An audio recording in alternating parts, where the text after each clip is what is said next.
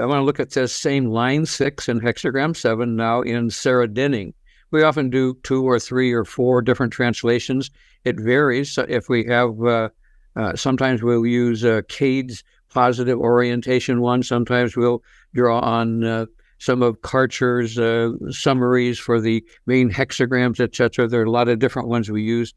Sometimes Brian Brown Walker shows up, but we're using kind of the starter ones that we rely on a great deal. The line 6 in serotonin, Everyday I Ching, says, now you have achieved your aim.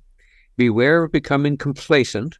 Okay, so yeah, we're eating most. It wouldn't hurt if we had a little bit of this, or what if we had a little bit of that? It's such a basically healthy diet. That would be complacency, I could imagine. It can only be too easy to let things slide. Acknowledge those who have helped you. If you're delegating responsibilities, be realistic about the capabilities of the individuals involved. Take care not to throw away what you've gained. It's true, the capabilities of the individuals, some of the meals that we've gotten that were pre-made and sent are not terribly well balanced, and some of them were not really very well spiced. Others were much better done. Some of the freeze-dried health foods that occasionally that we added were really good. So some of those clearly were kind of inferior quality and not ideal. This is a very similar kind of message, not quite as detailed and not quite as medieval and strange as the Wilhelm translation. So next, I guess we would go to hexagram 4, huh? Yes. Do that in serotonin, since I'm already here. Serotonin calls it inexperience. Oh, I like that. That is true, is that it really is new. Because you lack experience of the issues involved, you feel confused. You don't know what to do for the best. You need to ask for help. But advice is only useful if you're prepared to listen. It's true, we've had to do a lot of, well, this isn't working. I wonder why that is.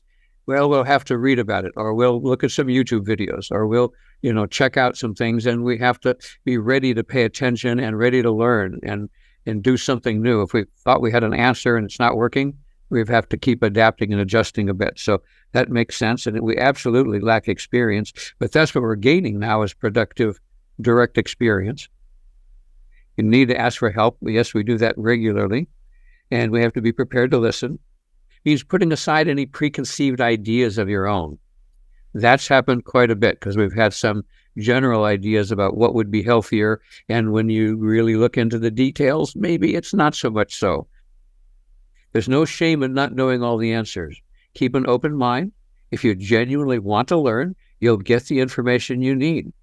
Inexperience is what they call the sexagram in serotonin.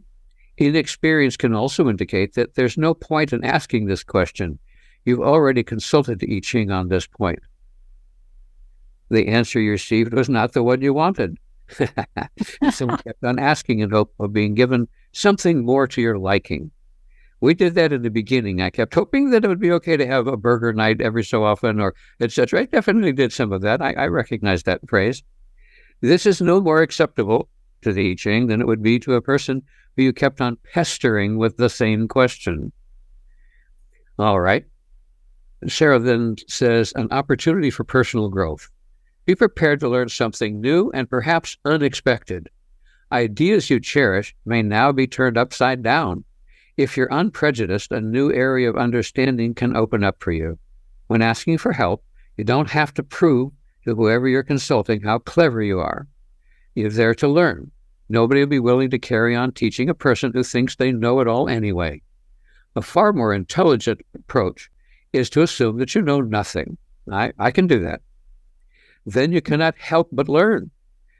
Depending on the situation, it may be that you're the one who's been approached for help.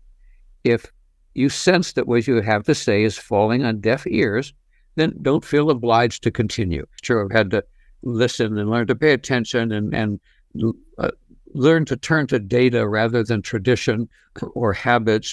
All of those things make sense to me in that sense. And it is new. We're at the beginning, and that's the next thing they're accounting for. We've been doing this maybe 3 to 4 months now at the most. There's a lot of things that is recommended with having the food be as unprocessed as possible. Also, foods that are more nutrient rich, that are more nutrient dense, like they have more nutrients per calorie. And so some of the things are a challenge. There's also always new research coming out all the time too. That might be part of the not knowing.